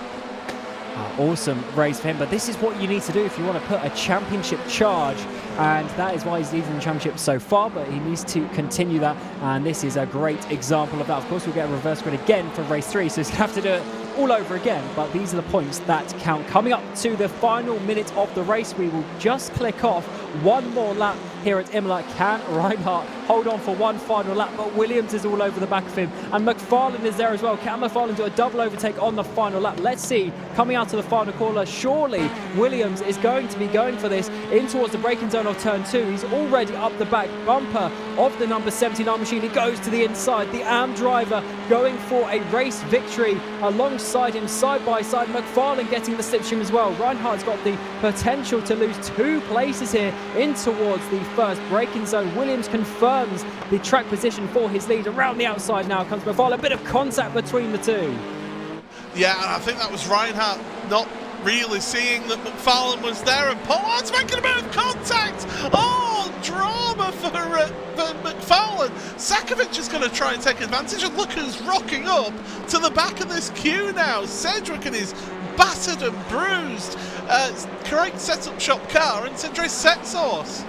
This has seen such a difficult evening so far for McFarlane. Every time he makes a move, something happens and he drops back. Williams has the lead though with just 2/3 of the lap to go. Reinhardt in second place. Pollard holding on to that 3rd place as it stands. McFarlane trying to get himself back onto that podium that he had for so many laps in recent time, and coming downhill once again to Aqua Minerale. Is anything going to change up towards the front here? The final opportunities, a couple more braking zones to do on this Imola track. Firstly, up towards Variante Outer, but do you not want to set it up in towards the final chicane? This is the opportunity and the decision for the drivers. McFarlane looking to the inside. Can he make it move? No, he's just trying to slow down the 73 there, coming through the final chicane. Just one more braking zone to do at Ravazza. This is awesome scenes. Top 8 on your screens as Gilman there rounds out that pack. But towards the podium positions, it's going to be McFarlane to the outside of the final corner. Can he make it work? It's going to be tough. It's going to be difficult to do so. Up the inside is Pollard trying to hold on. He was on that second row of the grid. Round the outside is going to be for McFarlane. Who's going to get the better run out of the final corner? Side by side to the line is going to be Craig Williams taking victory. Reinhardt in second place, and just about it's going to be McFarlane taking the final place on the podium as we come across the line. Pollard will hold on for 4th as we get Sakovic rounding out your top 5. Take a breath, everyone. My goodness, that was, again, a really exciting end to the race. But Craig Williams, his 2nd race 2 victory of the season for Craig. He won a 2nd race at Jerez, so he certainly did a good job for the AM driver. And Tim Reinhardt for Carla Esports, he can be proud and happy of that. He was maybe not got the best pace, but certainly did a sterling job up there at the front. 2nd place for Tim, but what a race for Craig Williams. 6 places gained. He takes victory. Yeah, absolutely enjoys that one. But of course, we have one race to go. And once again, there's going to be a spinning wheel to decide the reverse grid for the next race. It was P20 this time around. Let's see what we're going to get. P12 to P24. Quite a big range. Who is going to be on the reverse grid poll is going to be number 15, just into number 15. So one of the lower choices that there are, but still, that is a big one. So let's see the results and confirm who that P15 will be. Craig Williams taking victory in the second race of the evening by over a second in the end from Reinhardt and McFarlane. Pollard, Sakovic, Sedgwick rounding out your top 6, with Setsos, Gilman and Jimenez inside your top 9, and then Jake Blackwell rounding out your top 10, just 7.5 seconds off the lead, showing you how close all these drivers are staying. Savidovic and Rodriguez inside your top 12, Baker and Sheila having, of course, that massive issue a bit early on with the slowdown in P14, and Dan Martin will be your reverse grid pole driver for race number 3. Harris Mulqueen was around, of course, at Aqua Minerale, Bickley, Veman and Simmo rounding out your top 20. Jaworski and Shield unfortunately having that contact as well. That dropped him out of some good positions. Harrod House inside your top 24. Malcolm Roberts are your final drivers to finish on the lead lap, with Pentilla, Hussein and Weishaft having some issues for your 29 drive today. Dan Martin, pole position man in the next race, but he had the fastest lap in this race on lap number 10 with a 54.7. That was certainly a very crazy race once again, Paul. And I mean, I really enjoyed that one. I think that was a bit more of the, of course it was aggressive, but it was a bit more of the clean and the hard racing that we like to see. Oh, it was sensational stuff. And again, it was just one of those races where those opportunities were difficult to come to. I think we saw this back at Jerez as well for week number 2 of the championship. Come here and, well, these drivers, they certainly moved forward some places. I mean, as I say, Williams gained 6 places to win the race. McFarlane 15 places gained, Cedric 14, Setsos 12. So you can make the moves here. It's just that you've got to be assertive about things and not get yourself involved in any silly incidents, which unfortunately 1 or 2 drivers did fall foul of in that race. Yeah, and one thing that we also saw was people like McFarlane, in that he made up loads of places, but there were a couple of times we saw in race 1, now race 2 as well, where he tried to make the move, but then issues happen straight away and he drops back. So it's very easy to actually lose places as well as gain them. But of course, overall, he had a great race and gaining all those places. Had to work hard for it at the end though to get that podium, so it's never easy. But I think actually, Paul, there's probably a bit more overtaking in that race than I was expecting. Race 1 was a little bit more tame, but when we get these reverse grids in, all hell breaks loose, and obviously the different pace of the drivers comes, I think, quite a big factor. And of course, don't forget that race 1, the grid is set on qualifying pace. The fastest driver is at the front already at the start of the race, and it goes that way. So you naturally get less overtaking in the first race of an evening. Come to a race 2, race 3 though, that's when you get the drama, that's when you get the excitement. And my goodness, was there some excitement in that one. But yeah, rule in motorsport is don't hit the series organisers if they're racing. Wojciech Savinovic, I personally think he didn't have a lot of say in that contact happening between him and Andy Shield at the Aqua Minerale corners, but it goes to show just you've got to give that space all the time. So the Spaniard said that, and give the space to the other driver out there. Yeah, as you say, Savidovic, who's on the outside, he had his space on the track. Unfortunately, it was just Shield just slightly coming across in the braking zone. It is easy to do so, Paul, and obviously you're used to this style of racing. From a driver's perspective, in Shield's perspective, what would you be looking at? Would you be thinking about that driver on the outside, or do you sort of just forget about them and hope that they sort themselves out? It's difficult because they were in a pack of cars. So they're in a queue of cars there. You've got a car alongside you, you've got the inside for the 2 parts of the corner at Aqua Minerale. Sensible drivers would maybe just back out of it and force the car on the inside to stay tight and then get the run out of Aqua Minerale. But Savinovic didn't do that. He held his line around the outside. You've got to break that little bit more going into the first part of Acqua Minerale to then get it slowed down for the second part because you're on that tighter line. And I just think that it was just a case of just carrying a little bit too much speed. That's forced the car to push out wide, and unfortunately Shield got turned around. And of course, one of the major talking points as well at the beginning of the race was that huge contact for Hussein. Obviously getting the contact on the rear of the car, spinning into the wall hard. It's so easy to do so through the first sort of sequence of corners around Imola. It's so tight, but I wonder if we're going to still see the drivers taking those risks in this third race, knowing what the potential outcome could be. If you don't take risks, you don't get rewards.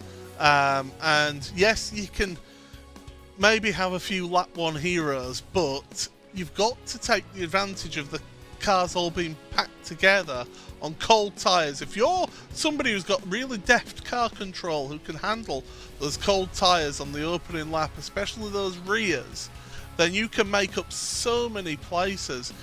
And a lot of times, actually, around the outside of a turn one, will actually give you a better run because everybody's going for that inside line. They're slowing each other up, and sometimes you can just get that run around the outside. But here it is a bit trickier with it being a chicane. That's the first real turn here at this track.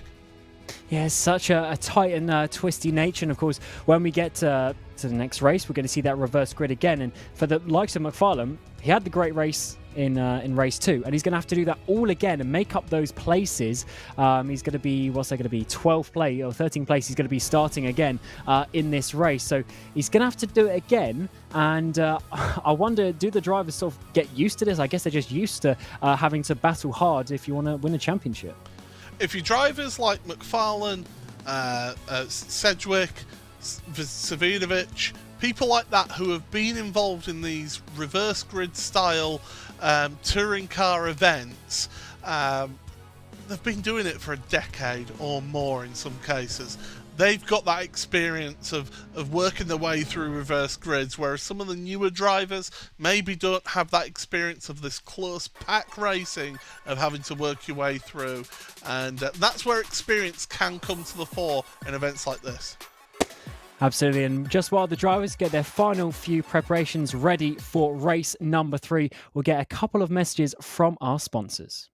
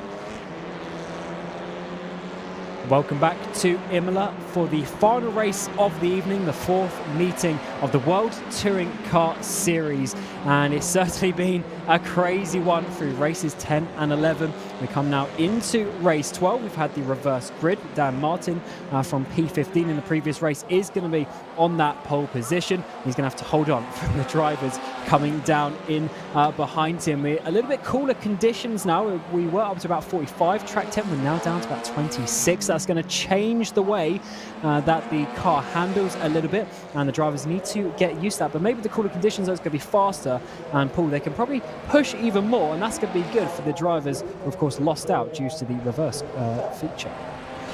Yeah, and this cooler temperature, the drivers will be delighted about that, I can tell you now. They'll be able to push on that bit more than they were able to do in races 1 and 2.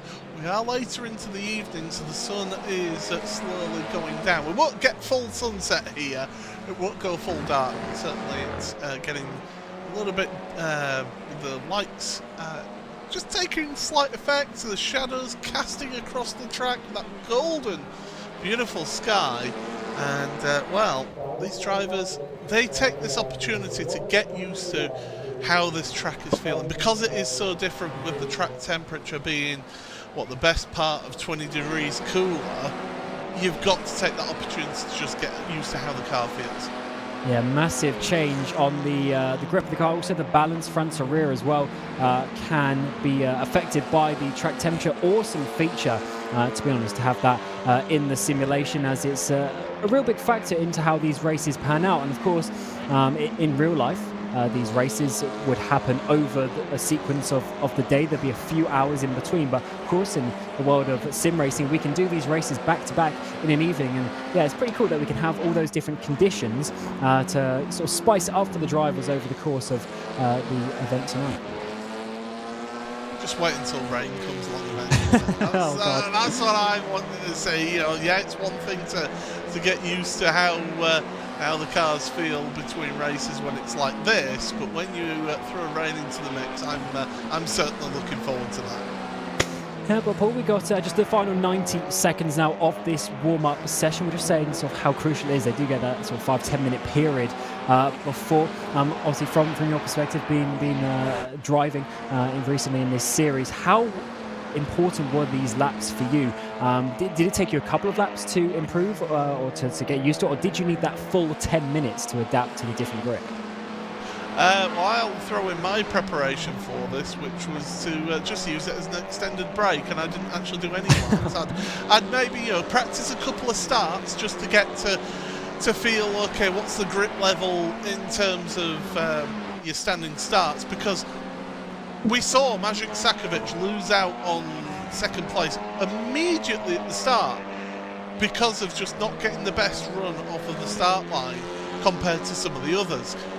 That's why I used to just have that bit of extra break and just hydrate, just get myself prepared, and then just spend 2 minutes or so just getting the clutch bite point ready and right for the starts and get those launches off of the grid. That was what was important for me. The rest of it, I was so far in the mid-pack or towards the rear that it didn't really make a difference getting the practice, so just getting the places at the start, that was important for me.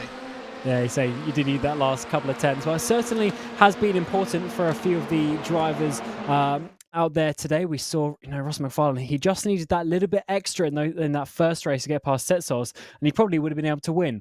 But in the end, it was Cedric coming through. And then for race 2, we had Craig Williams slowly working his way to the front. Reinhardt couldn't quite hold on there in the final couple of laps. It's certainly a tricky one around this Imola lap, but it can be done. Here is your grid, though, for the final race of the day.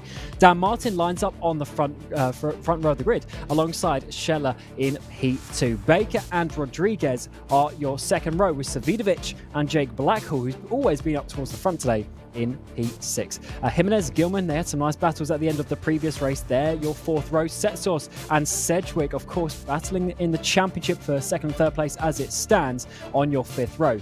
Sakovic and Mikey Pollard inside your top 12. And a bit lower down, we've got Ross McFarlane in 13th place with Tim Reinhardt. Of course, these are your final reverse drivers with Craig William in that 15th place. They've got to do all that work again to get back up to the front in the next 20-minute race. Damien Harris, who's been in quite a few scuffles so far, he's in P16. Mulqueen and Bickley rounding out your top 18.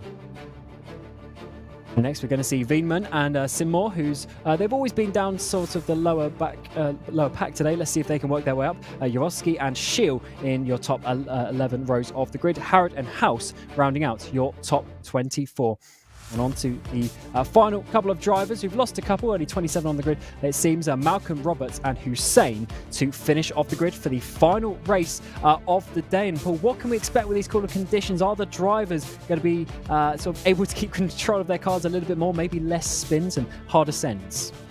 Well, what you're going to find is on lap one, there's going to be a bit of caution going into the first few braking zones. With it being cooler temperatures, it'll take a little bit longer for those rear tyres to come into heat and pressure. So definitely going to be a bit more challenging for a few of them. We are missing one car. Oh, there we go. It just comes on into row number 2. We're ready for the start. Dan Martin, Stefan Sheila alongside each other on the front row of the grid. This is race 3 of the evening here at Imola for the 4th meeting of the World Touring Car Series. Who is going to get the final victory? Let's find out. 20 minutes of racing gets underway. Dan Martin, amazing start from the front. Sheila has to come across to defend from Bacon. Rodriguez in behind as they try and work their way in towards the first braking zone. Cold brakes, cold tyres. Around the outside it's going to be for Rodriguez, I should say. Sheila losing that place there as number 6 of Baker gets in behind Savidovic as well, trying to find out some places, but Dan Martin has a huge run at the front.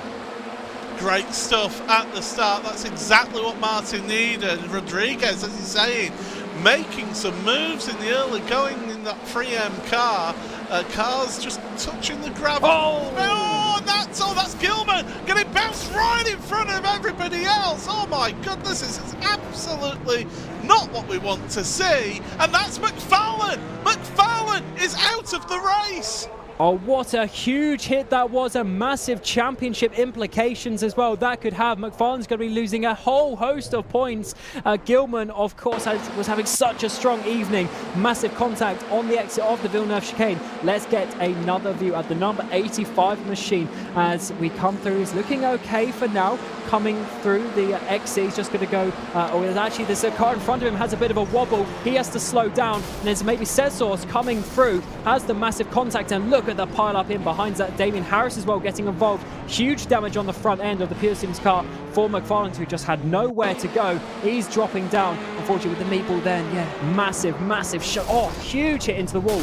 Wow, McFarlane, yeah, definitely had nowhere to go. Yeah, there's so little that McFarlane could do there, and it's races like that where you are glad that there are drop scores in this championship, because you might end up, after having such a good round so far in this week's races, well, it could all turn its head in one single incident. And it's certainly looking good, though, for the drivers at the front. They've worked their way through quite nicely. Martin still holds on in the background. Cestos gets past Jimenez in towards the first braking zone. Side by side, a little bit further back. More contact being made. That Baker going around. Blackhall and Savidovic are coming through. Baker's dropping all the way down outside of the top 10. It probably is going to be as Sakovic gets past him. Mulqueen will probably have the run up towards Villeneuve as well. What happened there in towards turn number 2 and 3? Loads of contact at the start here for the third race Imola. Well, we said that drivers would be pushing it a bit more and trying to make some moves in all of this, with it being cooler conditions. Well, Baker's making a move straight away on Mulqueen, but Mulqueen's going to get the run around the outside to carry the speed to hold on to that 11th place for him. But you've already got Gilman, McFarlane, Simner and Harrod all out of the race in the early stages of this race. Now we're getting that instant with David Baker getting turned into the Tamburello chicane. There's dramas. Savidovic now is dropping down the order as well. That's what happened, and it was Savidovic that he got in contact with. Yeah, they were definitely quite wide coming to the brake zone. Let's see a little bit earlier, side by side, completely side by side into the brake zone. So Savidovic around the outside, just on the rear. Is there a bit of contact on the curb? I think maybe from Baker. Yeah. So he's hit that inside curb. It's pushed the car right into the front of Wojciech Savinovic's car. That's a racing incident, is that, I'm afraid?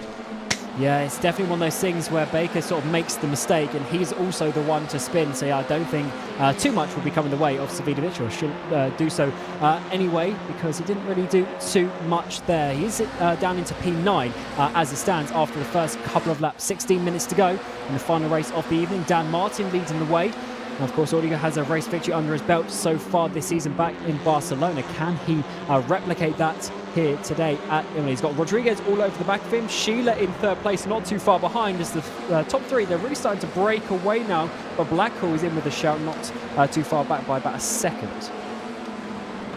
Russell Fowler has got back going again, and he's on the lead lap still. So, but he's only a couple of corners in front of your race leaders, so he is further down the order, and it's going to be a long day for him. Oh, Jaworski now into the wall there at Villeneuve, and he's got to wait. He's got to be patient.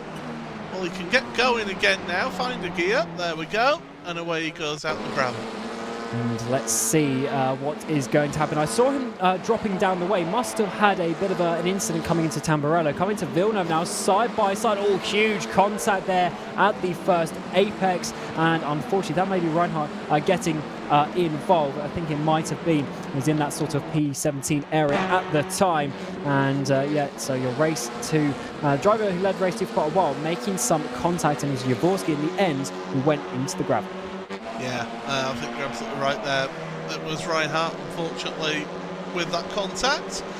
Now, Setsos and Sedgwick. I mean, these two, really, you couldn't separate them in race two.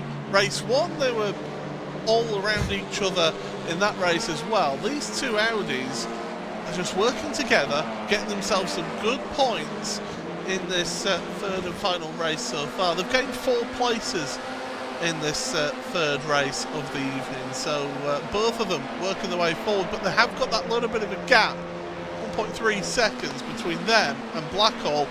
Jake's not an easy guy to catch and pass, I can tell you. I don't think we're going to see Cedric battling Setsos. I think they're going to try and keep it clean and keep the laps going to sort of close down that gap up ahead. It is close to 1.5 seconds, so it is a decent way actually. So they need to try and sort of slowly start closing down that battle, closing down that gap, I should say, to make a battle out towards Blackhall. But certainly it is possible with these drivers. They, of course, were on the front couple of rows of the grid. They gave us a great show in that first race of the day. They just need to find it out as the sun is really getting low in the skies. Hopefully there isn't too much of a factor with the vision for these drivers, but definitely the cool conditions will be helping these drivers. Yeah, certainly will, and keeping them pushing and driving on is certainly what they're doing right now. And yeah, those two there in 5th and 6th places, working together, moving forward, and you know that Sedgwick is going to be bump drafting down the start and finish straight with Setsos. They want to move forward to try and get to the front 3. Now, if I'm in that front 3, I don't fight at this point. I just try and work together. Unless Dan Martin is significantly slower at the front, and by significantly I mean like 0.5 second to 3/4 of a second, then you stay in line and just try and keep that gap as big as possible to the cars behind. Yeah, certainly the tactics and the racecraft is going to be important, as we've seen Craig Williams jump up to 12th place there, your winner from the previous race. So he is trying to come back up. It was the top 15 reverse, so of course he was started down in P15. He's already up 3 positions. Obviously the AM driver leading the AM Championship coming into this, and currently the 3rd AM driver in this race, about a second behind Mole Queen there for that P11 and 12. But this battle on screen, Cedric has closed that gap, but as we said, I don't think he's going to be trying to make an overtake, because they have closed down Blackhall by a couple of tenths, and that is going to be very important. 3 tenths, in fact, on the previous lap. Oh, there was dirt there, and that's Blackhall. Blackhall's running slow. What's happened to him here? Oh dear, well, I think that was a mistake at Villeneuve chicane, and Setsource and Cedric don't need to be asked twice about gaining a place, so that's a gain of position for both of them.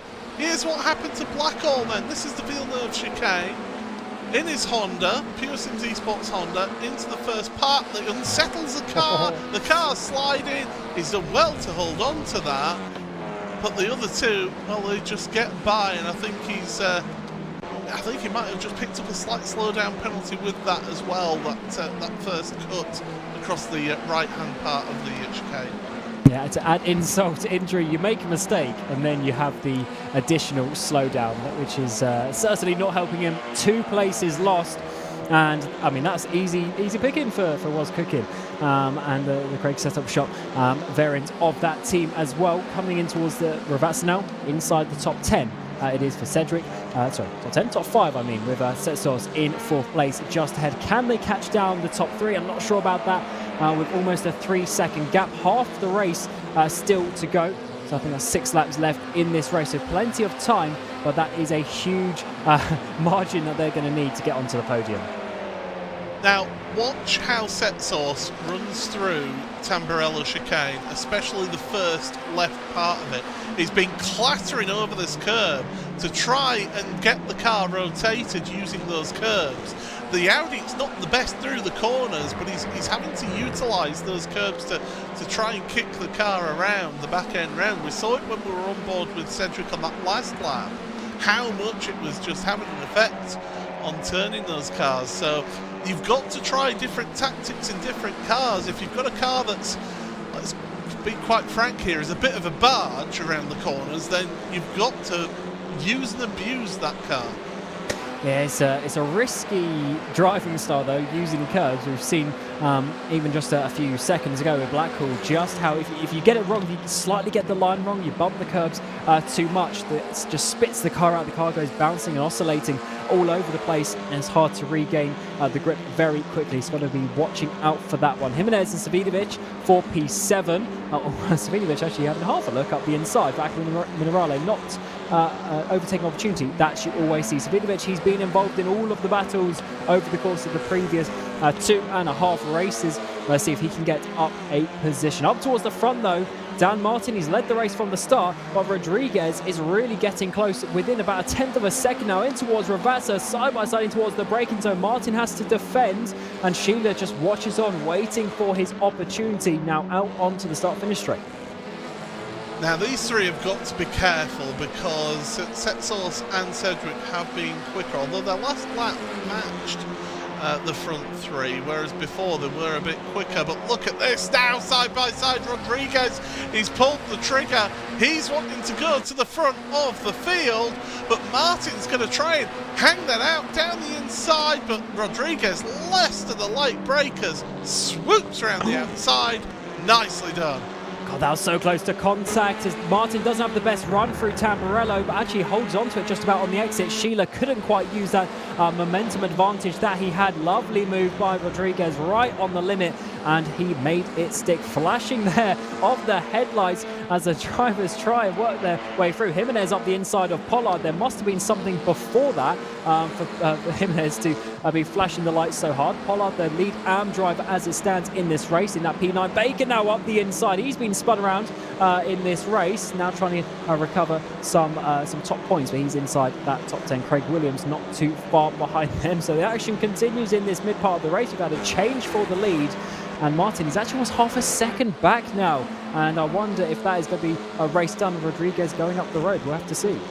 Pollard did have a slowdown penalty from the first chicane, so I wonder if it just wasn't quite as quick out of corner as Jimenez was expecting, and that's why little flash of the headlights and gets himself past and away. But Baker, he'll be ruined the fact that he was turned at the first chicane.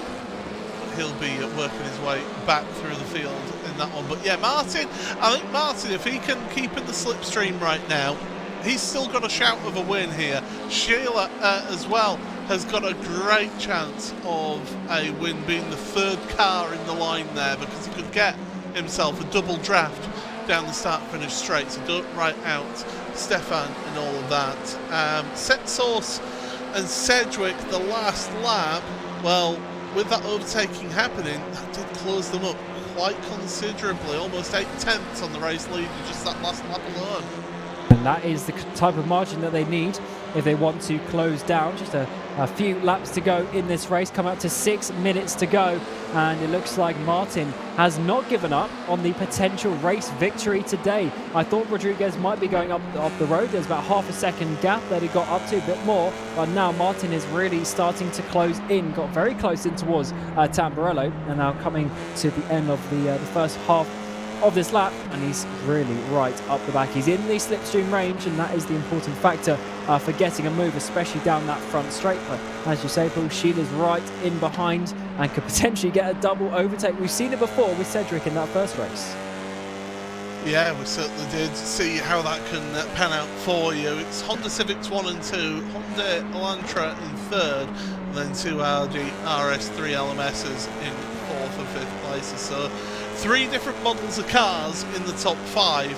This is exactly what we love to see in a series like this. Just how close the competition is.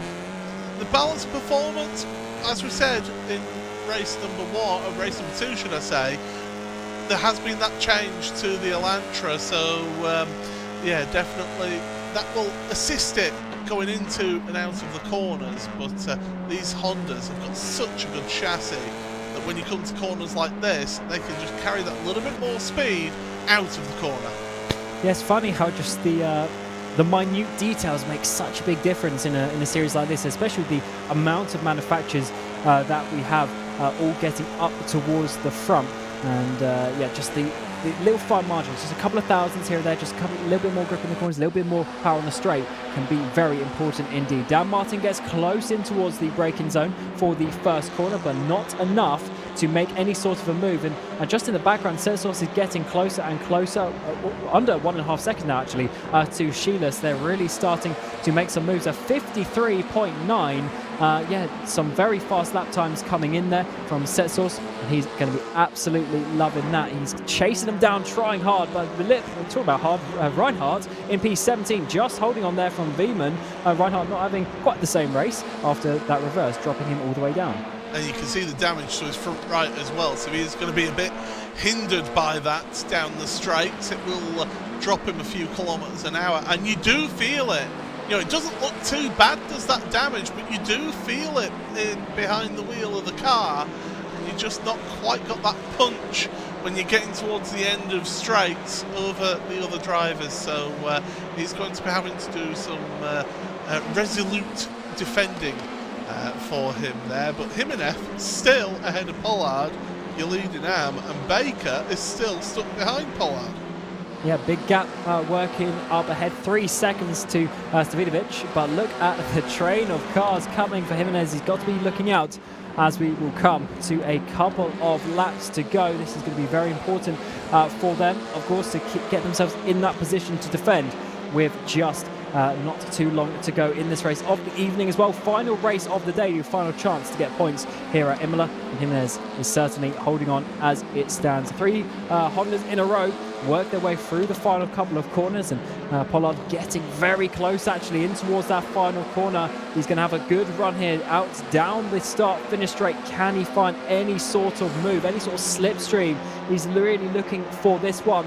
It is such a long straight, but is he close enough? It's going to be a big gain up towards turn number 1, in towards the braking zone at turn number 2. It's going to have to be a huge send down the inside. Jimenez is going to defend as Pollard goes to the outside, but no, doesn't go for it this time. Just got to be careful going into that braking zone when you're... oh, Rodriguez! Oh, I thought he was dropping down. I think it's just an internet connection issue for it. Although, I can tell you, Rodriguez does have a slowdown penalty, as does Jake Blackhall. So 2 drivers up near the front of your field with slowdown penalties. Now, Rodriguez, if you're canny about things, he can just eke out a 10th here and there in your slowdown penalty and serve it. And he has served it. He's kept his lead. But Martin, Sheila, with Setsos and Cedric rocking up behind. that worked out really good for him, and you can actually see it in Piratella there. He managed to slow down a lot earlier. Martin, of course, not able to overtake a Piratella. It's not an overtaking opportunity, and that is some great racecraft there. Whilst sometimes in races you do get these setbacks, you get the off tracks, and you get the slowdowns, but it's how you recover from that, and that was certainly very good from Rodriguez. Martin, though, is still in with a shout. Sheila, of course, and we're coming up to 1 lap to go. Can Cesos do anything in the background? Is there going to be some final battles that we're going to see? There might be. Jimenez, spins. Baker, more contact. Pollard is around. Cars in behind. Williams, I think, is getting involved. Mulqueen as well involved in that contact. Loads of cars being taken out of contention there at Variante Alta. Oh, that is huge drama. This is the opportunity now for Martin. He needs to use that slipstream, and Rodriguez is doing everything he can to try and breach it. Flash of the headlights, that's not going to help you, Dan. It's all about the top speed. Rodriguez has held it nicely. Look to the inside. No. Martin stays behind, but get the run out of this chicane. It gives you an opportunity at Villeneuve. I love the flash of the headlights. Just like stickers, it adds 50 horsepower, or at least you think it does, coming towards the final opportunity in towards Tamburello, but it's not going to be there. Where is it going to be for Martin? Up behind Rodriguez. He's getting close. Is it Tosa? You can send one down the inside. He looks. He at least has a half look. Tries to get big in the mirrors of the number 35 machine. Sheila still sitting there in behind. Cesos is almost in the background as we have a top 5 battle on the final lap. This is great stuff, and Rodriguez just again those internet gremlins just coming into play. Hopefully it isn't too bad that it drops him completely out the race, because he has disappeared from our screens. Now, please don't say he's going to lose out on a run. Oh no, he's there. He's reappeared. Oh, I was hoping that he wasn't going to desync completely from the server and lose him, but Martin, he'll be looking to get a run out of this chicane now. This is the important run here, and he got a good launch. He certainly did. Is it enough, though? He's about a car length back. He's got a lot to gain in towards the braking zone at Ravazza. Is there going to be a side-by-side opportunity? Is there going to be anything that Martin can do? He's getting closer as Rodriguez defends just a little bit. That's going to slow him down through that apex. One final corner to go. Can Martin get the run? He does. Almost a bit of contact between the two. That's actually slowed Martin down. This might help Rodriguez in the run towards the line. Who's going to get the final race victory of the evening? It looks like it's going to be Rodriguez to the line. Martin is going to be so close, and by a 1/10 of a second, Rodriguez takes the victory. Martin second, Sheila in third. Cesos and Cedric almost get there at the end. They needed just one final lap for an amazing top 5 battle, and Blackpool rounds out your battle at the front. Craig Williams will get the top AM driver, although he's actually missing a front bumper coming towards the line. Bickley will get that second place. I think Williams was caught up in that incident up at the chicane. Well, let's have a look back at it then. This is what happened. So this is into the chicane. You can't really go too wide through there, and just contact between Pollard and Jimenez. Williams gets involved in that one, so too does Mulqueen. Well, 2 into 1 through that chicane just does not work at all, and it's that kick off the curb that causes Pollard's contact, and he tries his best, but bang, bang, bang, more contact, and well, Mulqueen's very much an innocent party in all of that. Yeah, huge chunk of the curb there for Pollard, pushing him wide on the exit, causing that initial contact, but just sad that it was 5 drivers in the end who got involved, but Rodriguez holding on out of those final couple of corners. You could definitely see the nerves. He didn't sort of do the best racing line into the final corner there at Ravazza, but he managed to hold on, and nice to see Martin and Sheila following him through on this final sort of in-lap of the evening. What a race, what an evening it was. Let's get the results to show you how it stood down through the drivers today. I just want to point out, because they're just pulling across the line now to finish the results, Ross McFarlane actually lost a place to Richard Simner in that race. He came out ahead of Simner after that opening lap incident, and he's finished behind him. Interesting.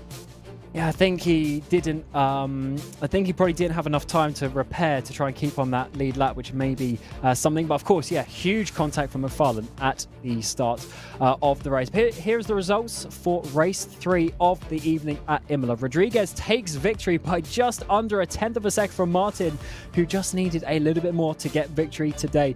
Sheila and Set Source with Cedric rounding out your top 5. Blackhall, Savidovic and Baker round out your pro drivers at the front of the field. Craig Williams is the top AM with Bickley in behind for your top 10. Very fast race there with Ross McFarlane doing a 53.8 on lap 10 there, a lot faster than race 1 and 2. Hussein in P11 with Sakovic and Sheila Marqueen inside your top 14 after that contact we just saw in the replay. Reinhardt couldn't really do too much from his reverse grid position. Veenman and Harris inside your top 17. Roberts, Jimenez and House rounding out your top 20. Jimenez dropping down quite a way, unfortunately, at the end of that third race of this evening. Then on to the final page and see the final drivers of the night. Malcolm Pollard and Jaworski. We're getting McFarlane and Sinmore on the final drivers on the lead lap, and then the drivers laps down was Gilman and Harrod to round out the 27 drivers getting to the checker for the final race of the evening. And Paul, that was quite an evening of action. I definitely enjoyed that one here at Imola. Oh, actually, this is going to just see what happened with McFarlane having a bit of an issue maybe on this final lap. Yeah, it was 2 minute 13 on that last lap, so definitely had issues. I wonder. Now we did see in the World GT Championship that McFarlane have a wheel disconnect in terms of the wheel losing connection with the computer, which caused him issues. So maybe those gremlins just coming back to play for him on that last lap. But yeah, that cost him big time and lost a place. 25th. I mean, it's not great points though.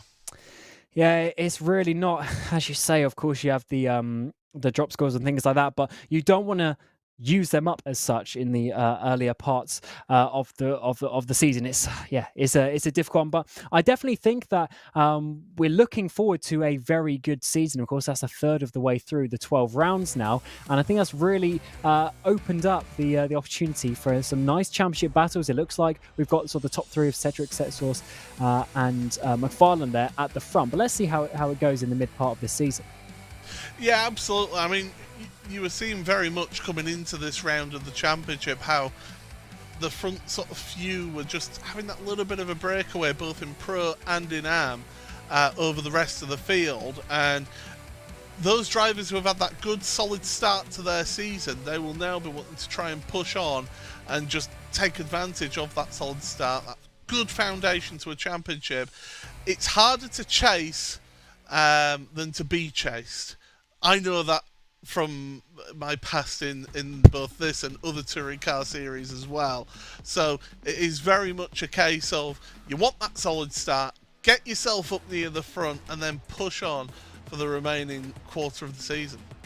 Yeah, I agree. It's difficult to come from behind. It's possible, but it's definitely better to get the points on board. And I think what we saw today was just the importance of those reverse grid races. Of course, it's 2 of the 3 races are reverse, but if you can make up those positions, it is very important. And getting some places in between, we saw McFarlane probably doing it the best today, actually, but unfortunately just getting unstuck in a couple of occasions is definitely that sort of variable situations that come into this sort of championship. I wonder just how the drivers will attack the next few races as we've settled down into the season a little bit. I wonder if we're going to see any different style of racing, Paul, if you think, as ever, it's just going to be flat out racing, going for every single position, and of course high drama. Yeah, well, you're right with the drama word. This is touring car racing after all. So, I mean, looking at the calendar, next time out we're at Indianapolis Motor Speedway with the start of that North America run. I think that's going to be an intriguing round of the championship to see. I think the Audis could do really well there because there is a lot of high-speed sections on that track, and we saw the grunt that those Audis had down the front start and finish straight here at Imola. So see how those cars get on. Worth pointing out in that last race, Naveed Hussain gained 16 places after his issues in race 2 coming through the field, so showing that there is opportunities out there. Yeah, there certainly is, and of course there's a couple of championships to be fighting for as well. And I think, of course, talking with the with Indianapolis coming up, it's quite a different track to what we had, and I wonder how the drivers will obviously adapt to that. There's a lot more straight sections than we've had for the last couple of races as well. So I guess obviously the drivers, they only have a week to prepare for that. They've got to get on top of it quickly if they want to continue getting these championship points.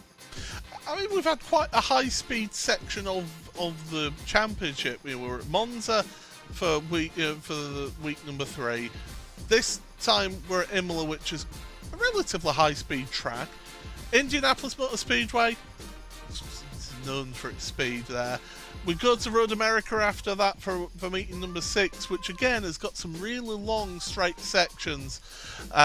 So definitely those opportunities. And then going into that final run of races, it's going to be then a bit more technical to those drivers and cars out there. So if you think that this championship's sewn up and sealed, nah, no chance. There's plenty more twists and turns to come in this championship. Absolutely, but I think that pretty much wraps it up here from Imola. We've had the doubleheader in Italy, obviously Monza previously, then we had Jerez and Barcelona to start the season, but we now start the American leg of this season. We go to Indianapolis next week, then Road America the week after for this first half of the World Touring Car Series. It's been myself, Cameron Roger, Paul Smith alongside me, and Connery Maddock on the production behind the scenes for this RaceSpot TV broadcast. We thank you for watching, and until next week at Indianapolis, it's goodbye for now.